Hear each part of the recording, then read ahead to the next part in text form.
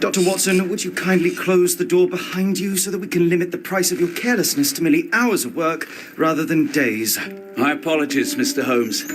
I found myself rather taken aback. I saw tidier houses in war-torn Afghanistan. Are those my surgical needles? I ran out of tacks and the matter required immediate attention. Was that my supper?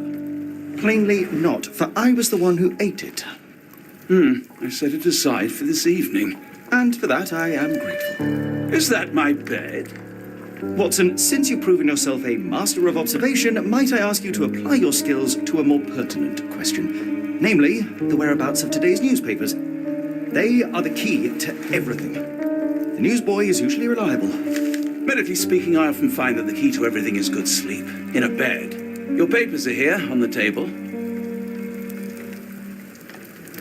Let us see what the postman brought today.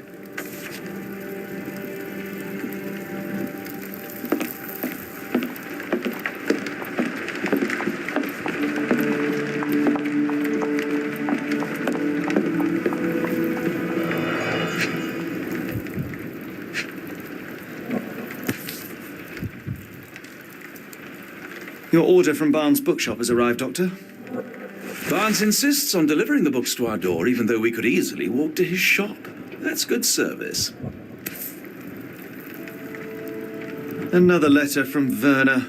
I never reply, but they keep coming.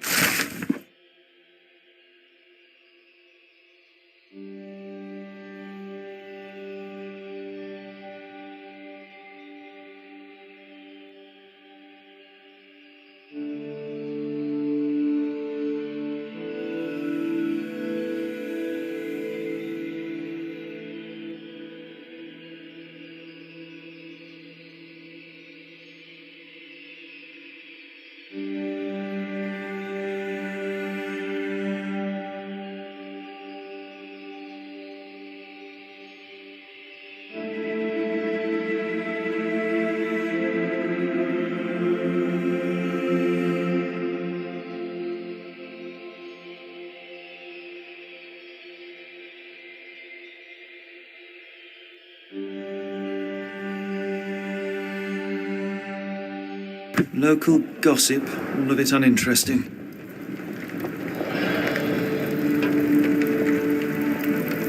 I don't see the Strand. Where is it? Pardon me? I am on the precipice of uncovering a pattern of crime across London spanning many months and involving many men. The missing paper cannot be a coincidence. That's preposterous. My dear fellow, life is infinitely stranger than anything which the mind of man can invent. Well, life used your newspaper to wipe its posterior, so after that unpleasant discovery this morning, I disposed of it. But in lieu of the Strand, perhaps I can deliver you something equally tantalizing. I have just returned from a patient of mine, Captain Stemwick, who... No, that will not do. Grab your coat, Dr. Watson. Let us hope nobody has collected the dustbin.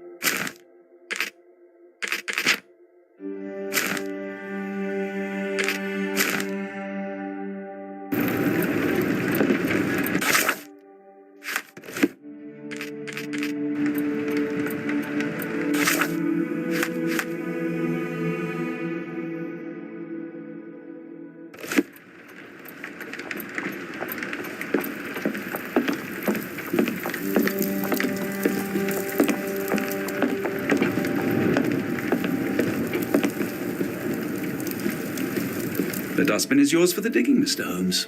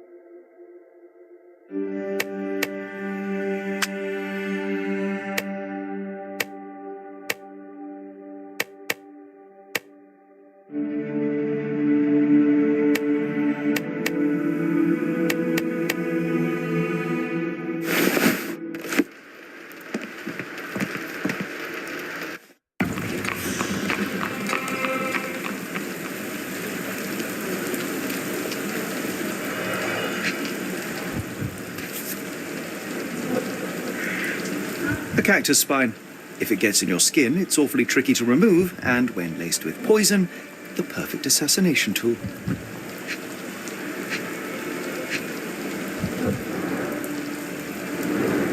You were mistaken, Dr. Watson. The paper was indeed dirtied, but not how you implied. It's potting soil. See, Watson? The conspiracy is real. Someone tried to poison me. Poison? You? That's madness.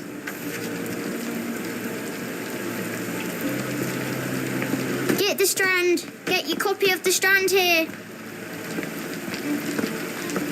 Sorry, Mr. Holmes. I just sold my last paper.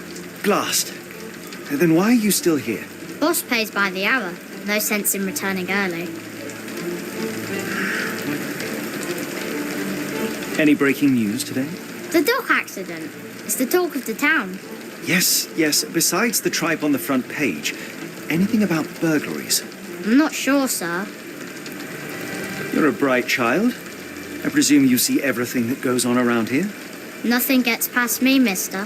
Then tell me, did you notice anyone suspicious at my door this morning? Like the man with your newspaper? Precisely. What do you know? I know the value of a shilling. Dr. Watson, Cool, now I can take the day off.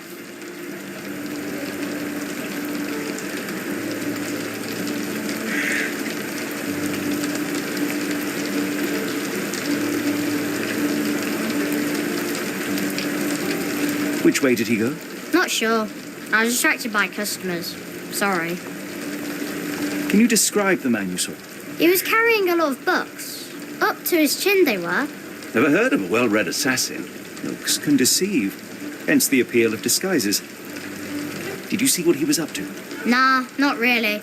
I saw him approaching your house, but I had a customer. Then there was a loud bang. I ducked down. Not because I was scared, because I wasn't. I had to protect the merchandise. And all I could see was him kneeling at your door. All right. You earned your shilling. That'll be all. Thanks, Mr. Holmes. Maybe I could be your eyes and ears, if you have more shillings. Get the Strand. Get your copy of the Strand here.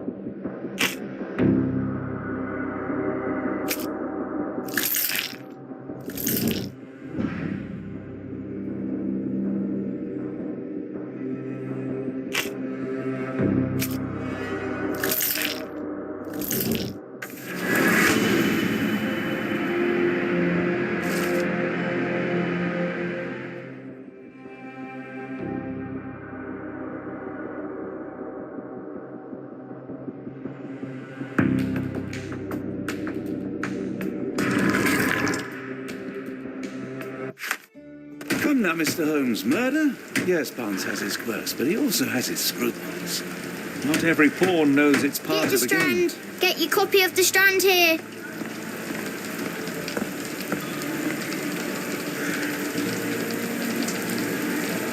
Get the Strand. Get your copy of the Strand here.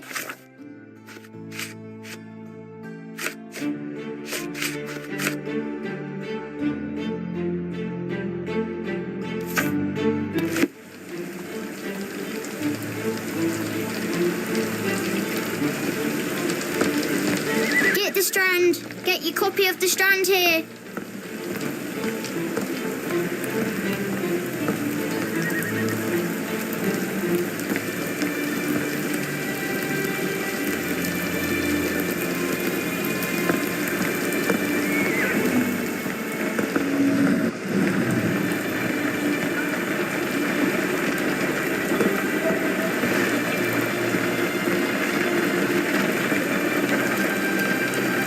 Do you know anything about this? As much as I'd like to help you, I know nothing about this.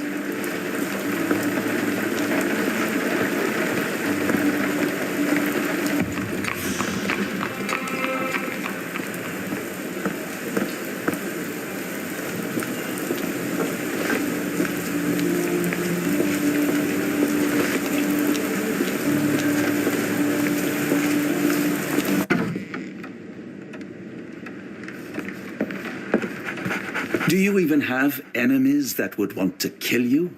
Okay, perhaps from Cordona.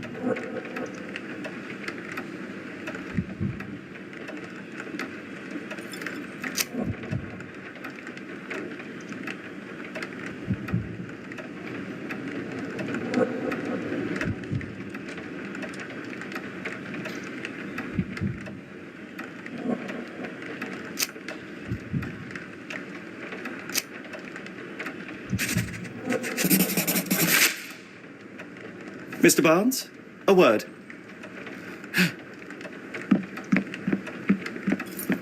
Oh, for goodness sake.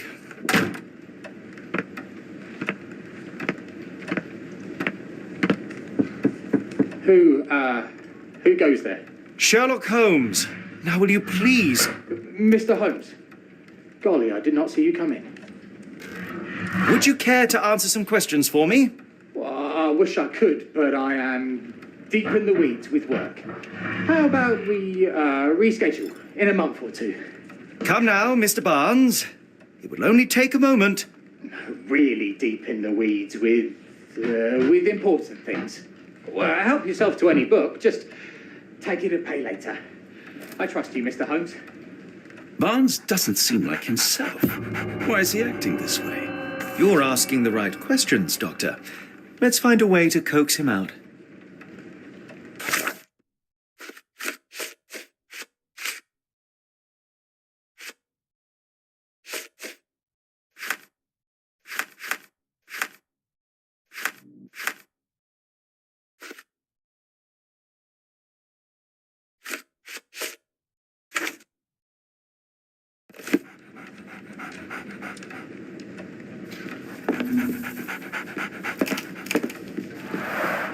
The lighter is broken, recently, judging by the freshness of the wood.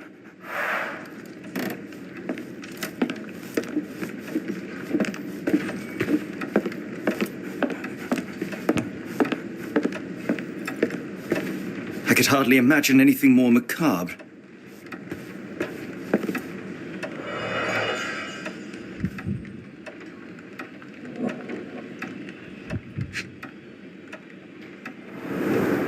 Basics of cryptoanalysis, cryptography in Egypt. It appears Barnes has an interesting hobby.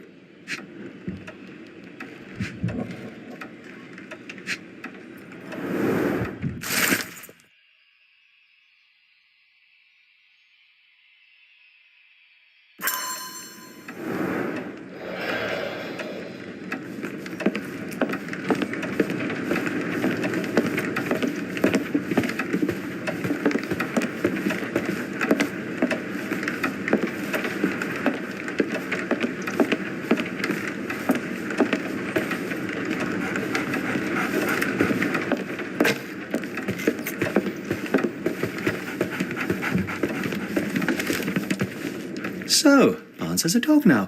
Who's a good boy?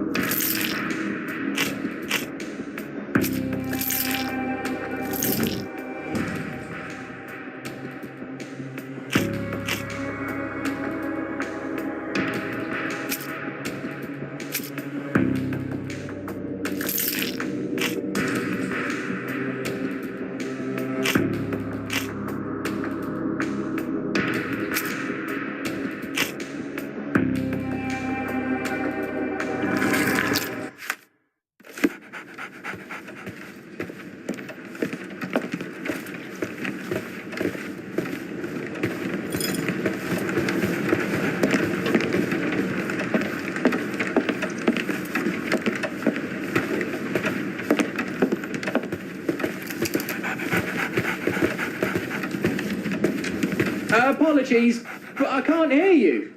Please come back later.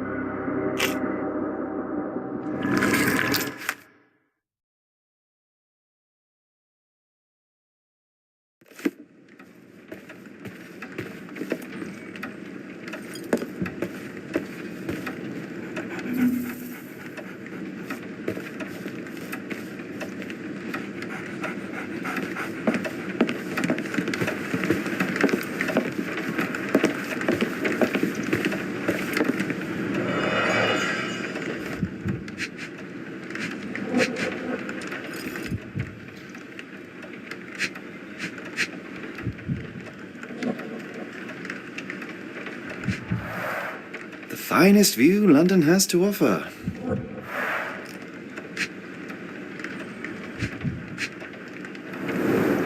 In the language of Mycroft's secret agents, it's a sign. Dried flowers are replaced when the job is done. I wonder who the recipient is.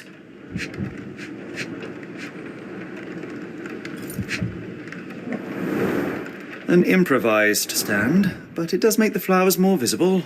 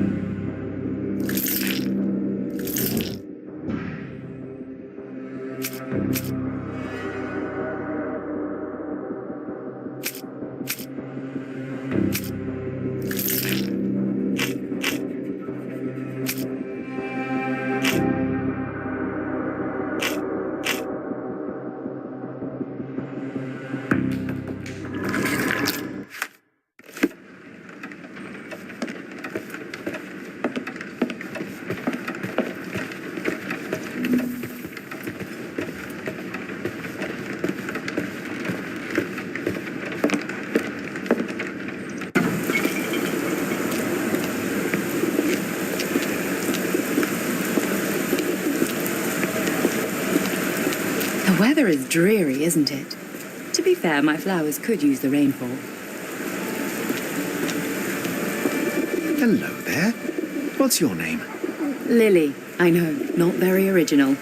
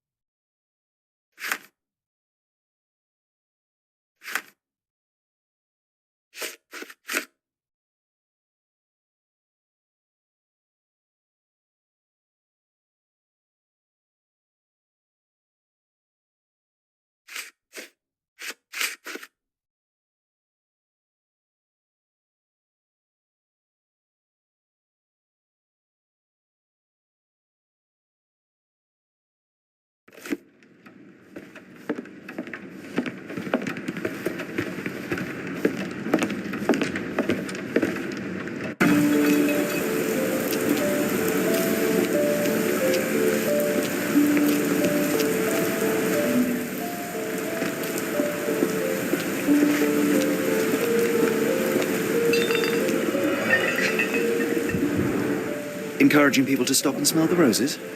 Our national emblem. God save the Queen. It must take patience and care to produce a bloom so beautiful. I imagine so. I merely sell them. Familiar spine? This is what I found in my dustbin.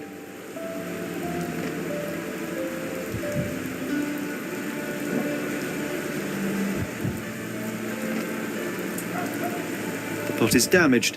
The blow was severe, but softened by something.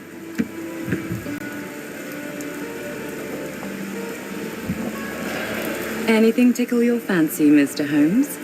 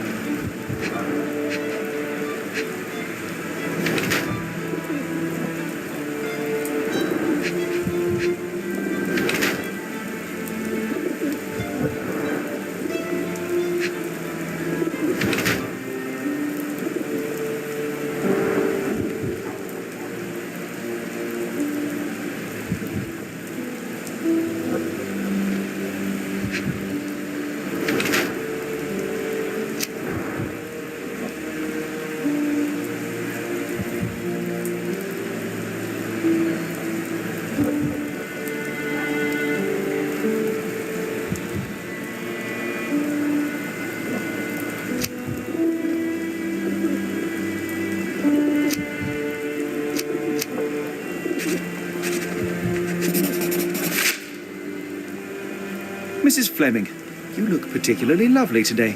Is there a reason? Does a woman need a reason to look or feel beautiful? No, but your distant look suggests you seek one man's gaze in particular. Who told you that? Nobody. Merely a keen eye and some simple deduction. Well, I'll kindly ask you to keep your keen eye to yourself, Mr. Holmes.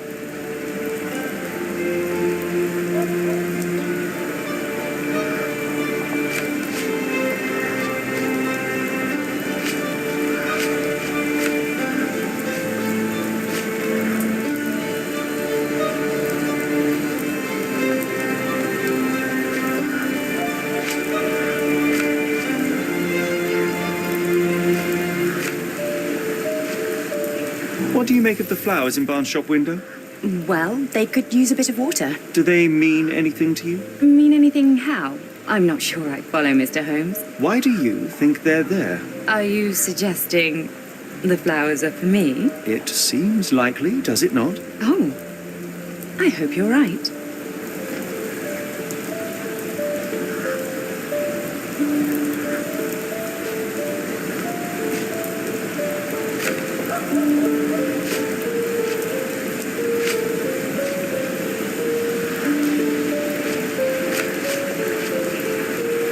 One of these things is not like the other.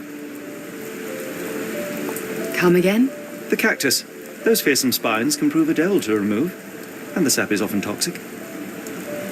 And a rose thorn can give you tetanus, but we still grow them. The cactus seems comparatively harmless, though you have me thinking it must be valuable. I was under the impression that you knew its price already. Your guess is as good as mine. The first time I saw this cactus was when I came back from my break.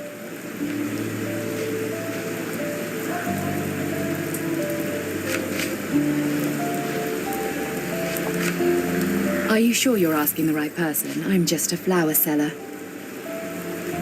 Are you sure you're asking the right person? I'm just a flower seller. Are you sure you're asking the right person? I'm just a flower seller. Are you sure you're asking the right person? I'm just a flower seller. Are you familiar with Mr. Barnes? Yes. No, not really. Well, in a way. What on earth does that mean? I know who he is, of course, but we haven't shared much more than a look. A look? Yes. Each morning I go for a walk in the park with my dog, and most days I spot Mr. Barnes there with his new puppy, so we see each other. Actually, we once met briefly while our dogs played. He was quiet and seemed unsteady as he approached, but since then, we've never spoken. I often see him staring through the shop window. Sometimes I wonder what he thinks about that would etch such longing onto his face.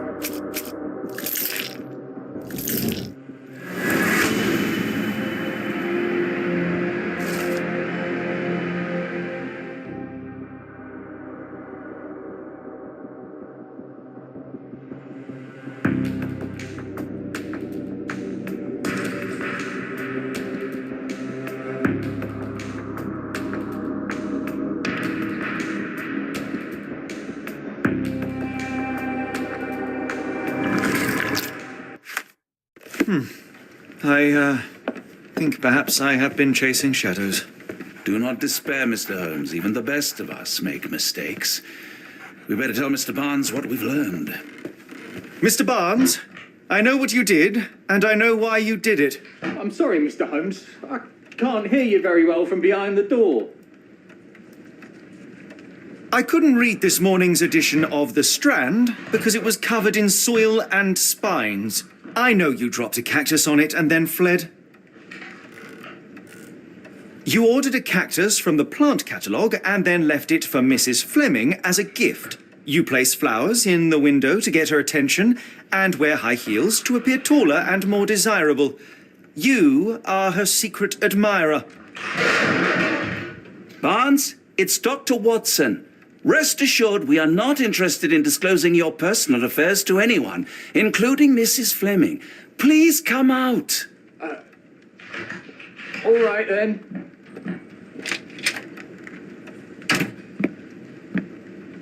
So, you know what happened then? I was on my way back from the post office, having picked up the cactus and some books. It was quite an awkward package, heavy too, and when I got to your door, I dropped the cactus in your paper. Forgive me. I needed that paper to prove a theory and prevent a crime. Your actions were rather disruptive. Your clumsiness carrying the post is matched only by the clumsiness of your romantic gesture. Oh, it's true. I am useless with this sort of thing. I'm not even sure if Mrs. Fleming noticed.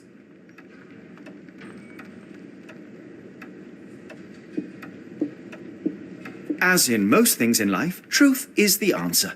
Cease with the abstruse signals and anonymous gifts, and simply talk to the woman. What is the worst that can happen? She rejects you, and you are freed from this endless purgatory.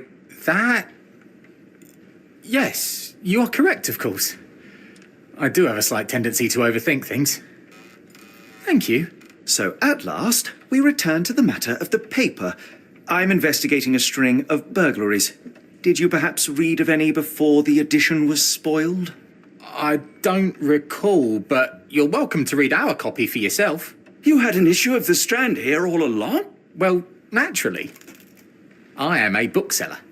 I have a subscription to every magazine and newspaper in London. So you ought to be familiar with the concept of burying the lead. Oh no, my apologies, Mr. Holmes. I'll make it up to you however I can. I am an expert on obscure languages and translation and. Yes, okay. Just give me the paper.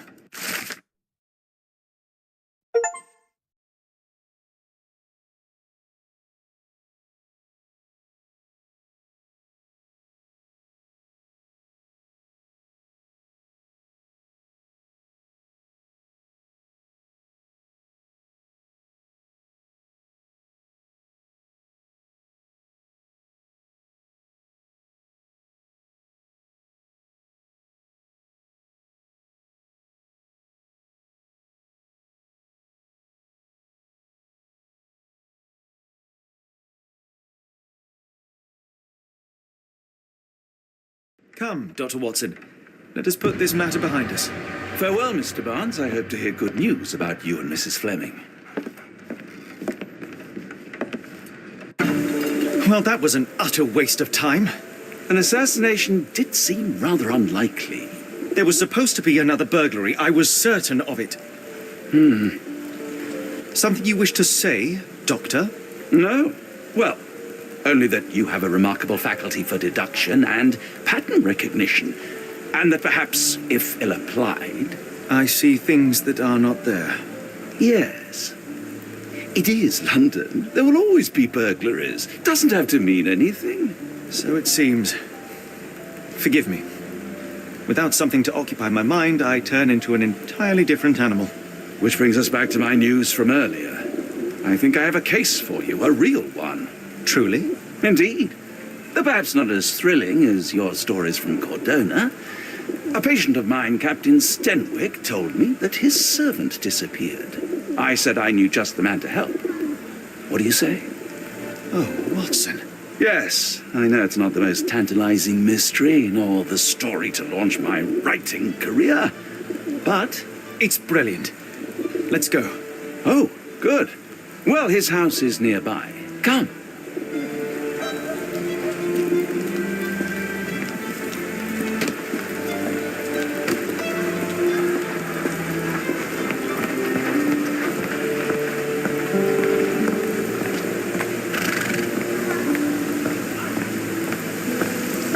Not much further now.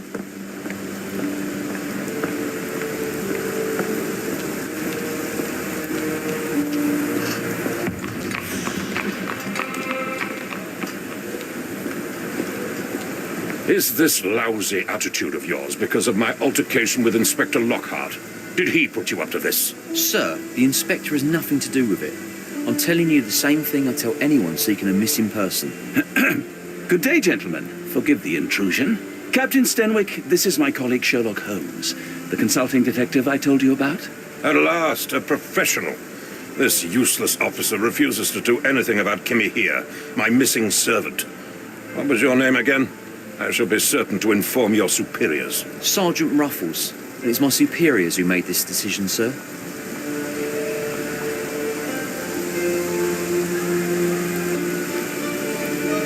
Why has the police department decided not to help?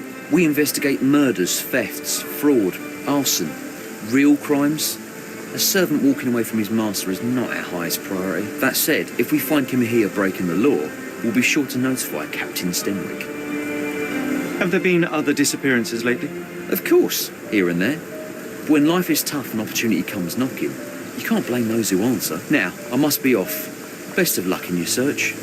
You heard that, didn't you? The way that man spoke to me. I shall need your written testimony. Then we can lodge a complaint. Captain, perhaps Mr. Holmes' time is better spent learning about your servant, so that he may begin his investigation. Ah, yes. Quite right. Fire away. When did you last see your servant? Kimmy here normally brings me the morning papers, but yesterday I had to get them myself. He must have escaped the night before yesterday. Tell me about Kimahia. He's foreign, a Maori, all the way from New Zealand. Biggest man you've ever seen, and as strong as two.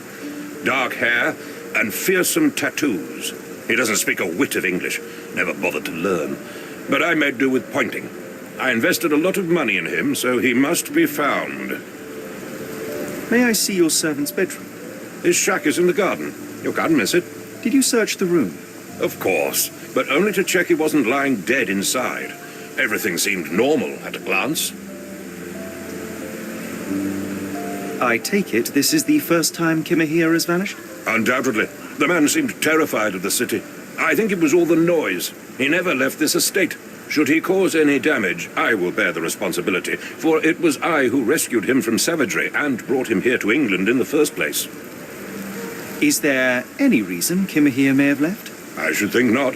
He had all he could have wanted. Gainful employment, new clothes, and all the cabbage he could eat. Did Kimahia make off with anything of value? Heavens, no.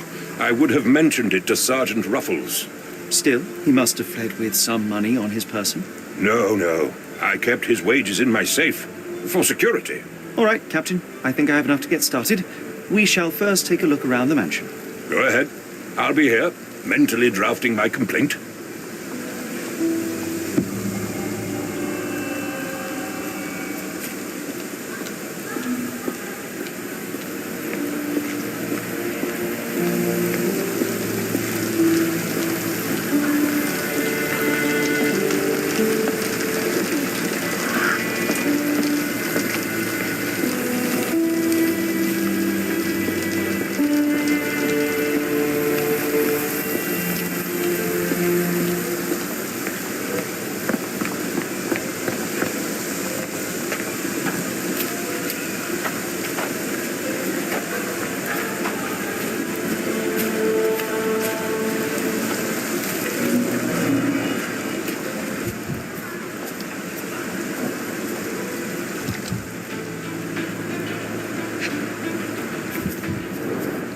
Chewing tobacco.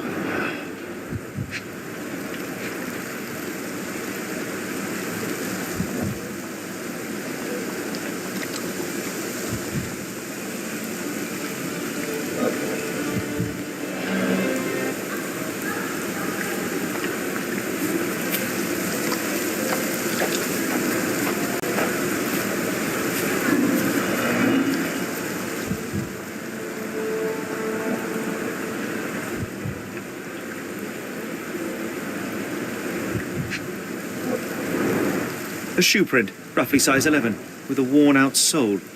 These are a workman's boots.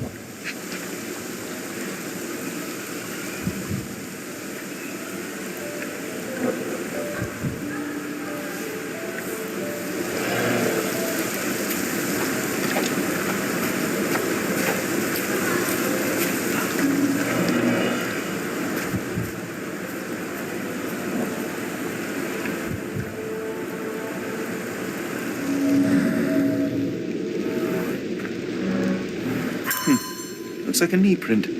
Someone knelt here. The amount of chewing tobacco suggests they were waiting a while. Amazing, Mr. Holmes.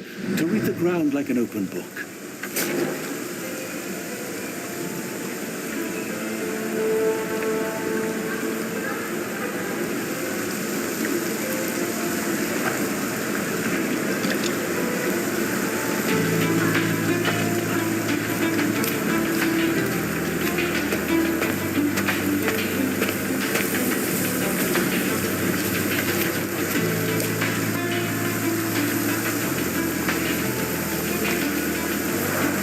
This lock is quite unusual. It appears that the key should be bent to the right.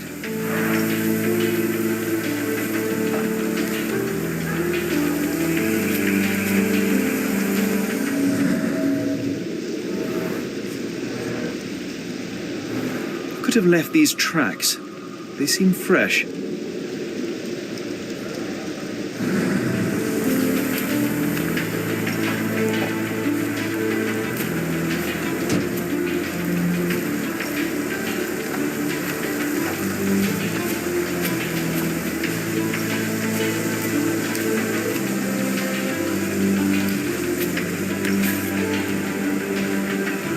The rag reeks of smoke.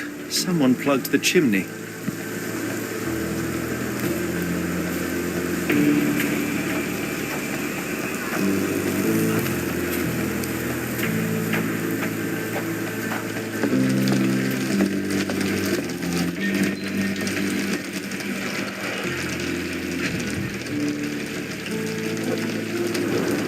Impressive. The sack of grain retained the shape of an impact. Someone hit their head here.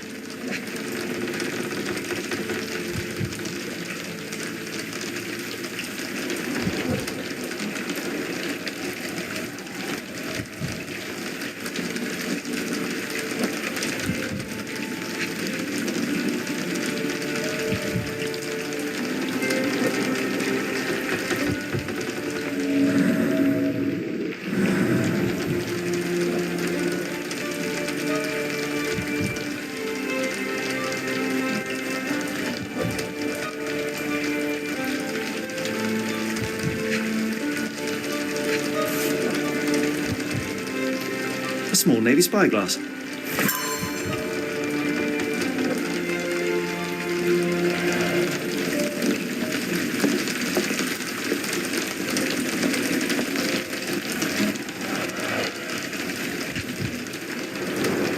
A scrap of Hessian.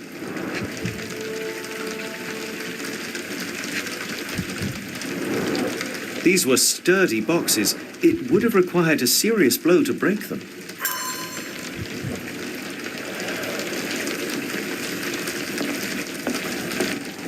No air coming through it.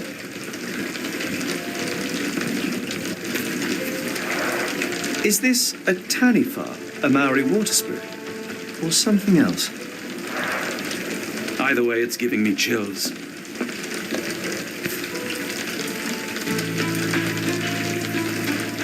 A Maori nose flute. Ngurus, they're called. Clothes made of Hessian. Is Sten really so miserly?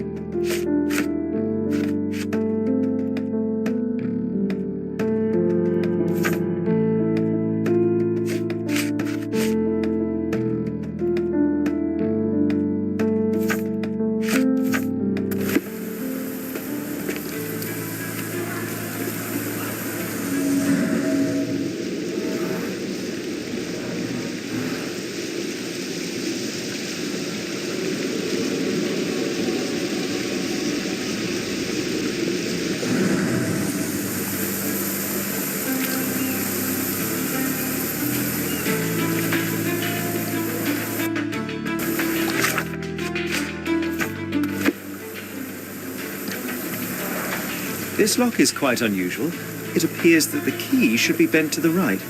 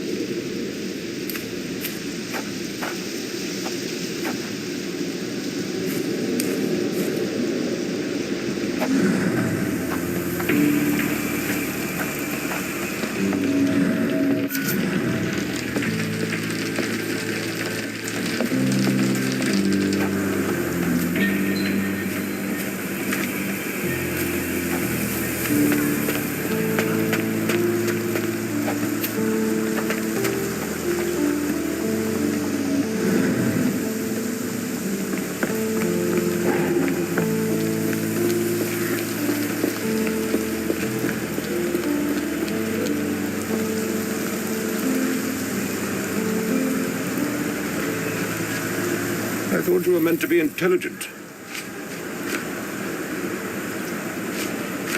Is this spyglass familiar? I don't recognize it. Could it be Kimahir's, perhaps? I doubt it. I never saw him with it, nor could I suggest how he might have come by it.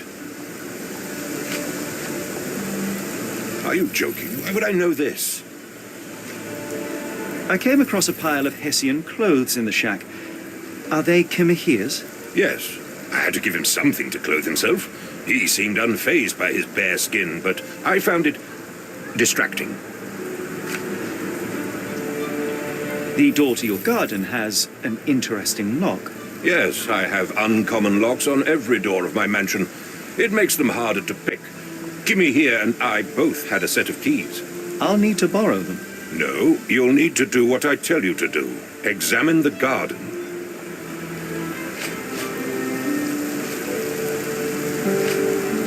Has Kimahir ever indulged in tobacco? No, the man doesn't even drink. Are you certain? I found chewing tobacco in the garden. I controlled Kimmy here's expenses since he struggled with the currency. I would have known if he used tobacco. Do you happen to know Kimahir's shoe size? I wouldn't have the foggiest, but I'm sure it was enormous. Not that it matters. He spent his life barefoot. Despite my best efforts, he simply did not take to shoes.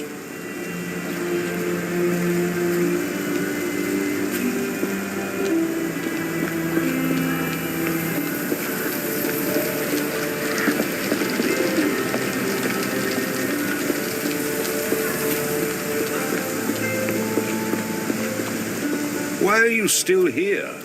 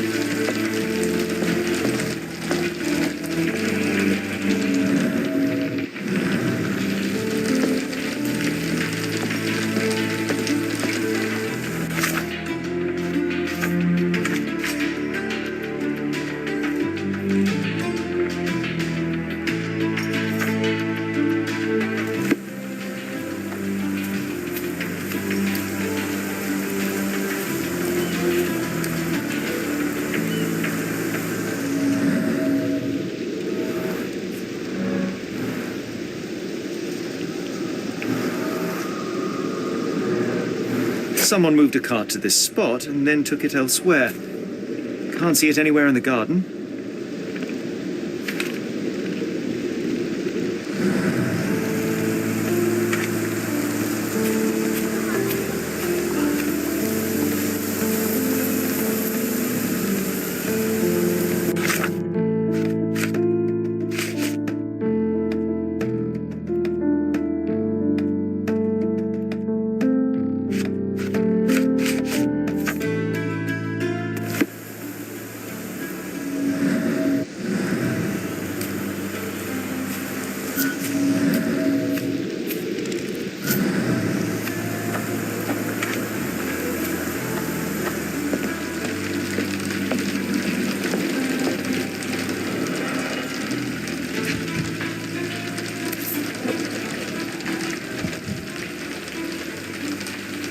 Heavy chemical odour.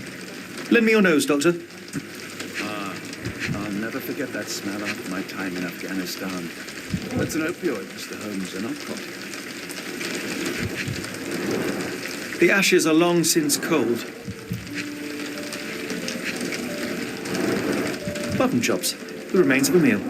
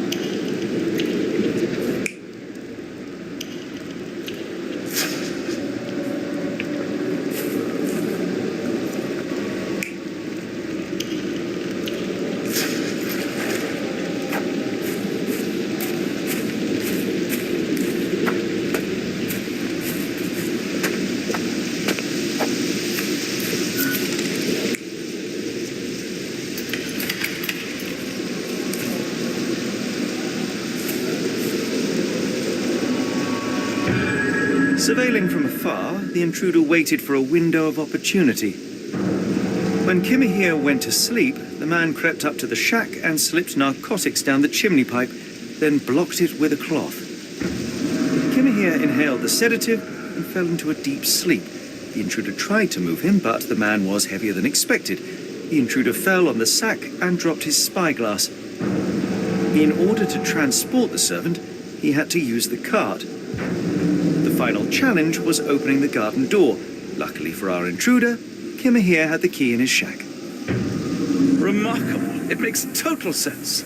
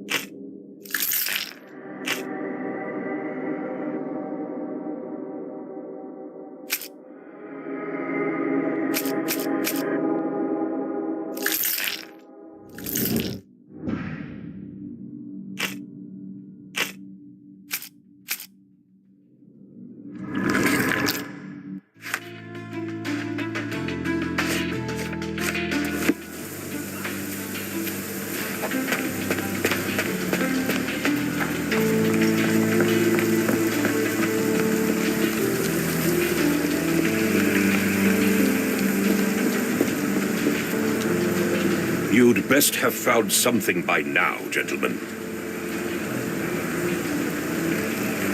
I fear that someone may have spied upon Kimahir. Likely the owner of the spyglass I found earlier. It appears they were watching for some time, as there was an impressive amount of chewing tobacco on the ground. And your point?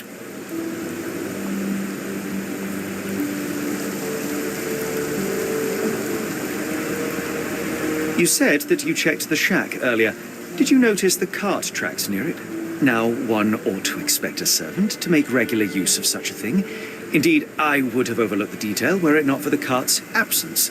If, as you say, Kimahir never leaves your estate, then where did it go? I expect answers from you, Mr. Holmes, not questions. I found the residue of narcotics in Kimahir's brazier. There are several explanations, perhaps your servant's recreational interest, or an attempt at poisoning. Cut to the chase, Mr. Holmes. I won't keep you in suspense any longer, Captain. Kimahir was abducted by the owner of the spyglass. When your servant fell asleep, he slipped a narcotic into Kimahir's brazier to make him sleep even more soundly. In order to carry a man as large as Kimahir, the intruder stole the cart and rolled him right out of your garden. Now, hold on. All this simply to tell me what I already know? Why haven't you found him yet? I only arrived a moment ago. It is, frankly, incredible that I have already deduced so much. Every second you dawdle here, waiting for me to stroke your ego, is another second wasted. I'm not interested in the how, the why, or the who.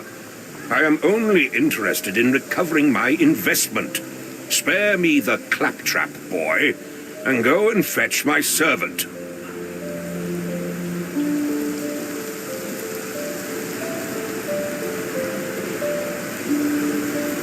Truly, there is no better evidence of a man's nature than the way he treats those who help him. And you, sir, are a brute. The cruelty of your ignorance about the Maori people, your selfish attitude to a man's kidnapping. The point is, Captain, we're telling you this for a reason. The intruder fled through the garden door, and we need a key to follow his trail. Well, then you should have led with that. Here you go. I hope you'll return soon with good news. And in the meantime, please teach your companion the art of brevity.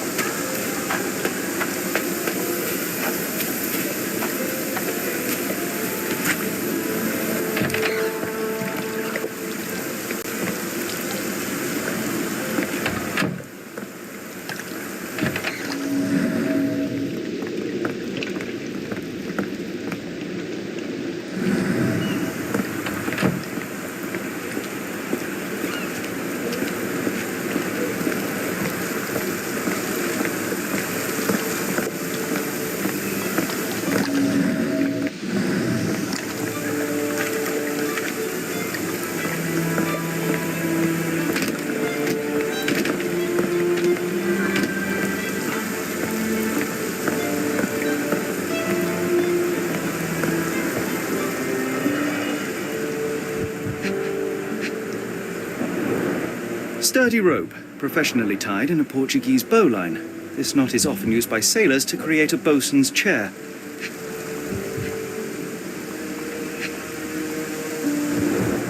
Wheels picked up grass along the way. Kimahia's cart, I gather.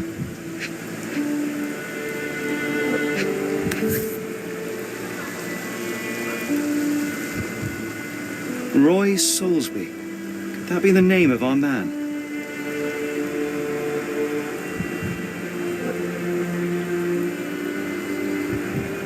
A strange substance. I have my suspicions based on the colour and consistency, but would you care to hazard a guess, Doctor?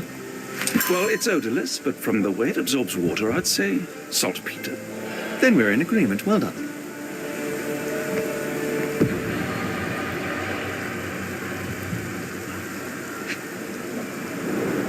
A large pile of horse droppings.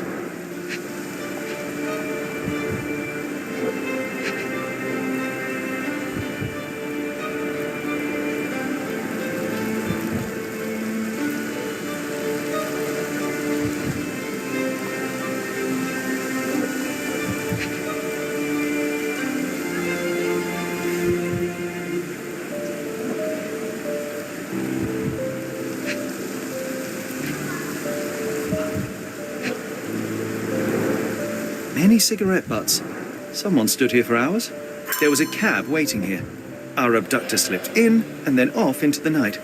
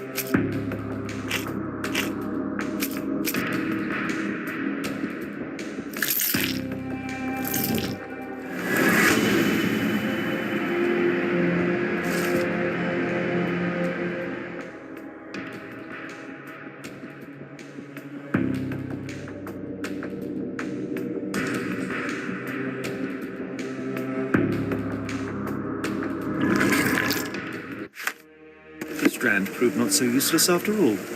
The saltpeter accident. Doctor, do you recall? The Port of London, of course. The footwear, the spyglass. Indeed. We shall need to take a cab there.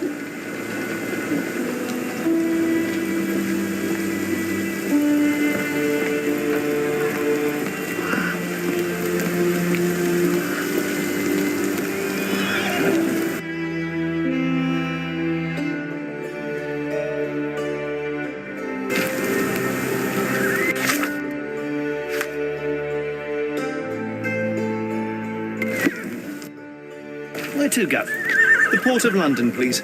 I will show you where to stop.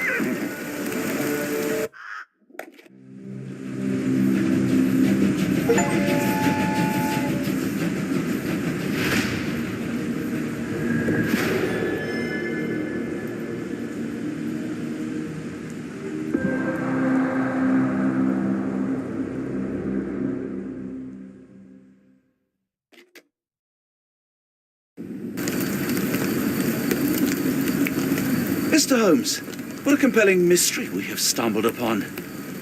Perhaps I have the premise of my next novel. One kidnapping does not a story make. Stop! A black cat crossed before us. It's a bad omen. Do not take you for the superstitious type, Doctor. Such things are mere fantasies, tricks of a feeble mind. One imagines a physician would keep a surer footing in reality. Perhaps. Before the war, my time abroad was difficult.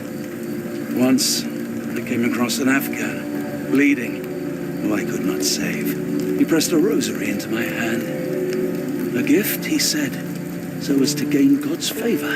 After that...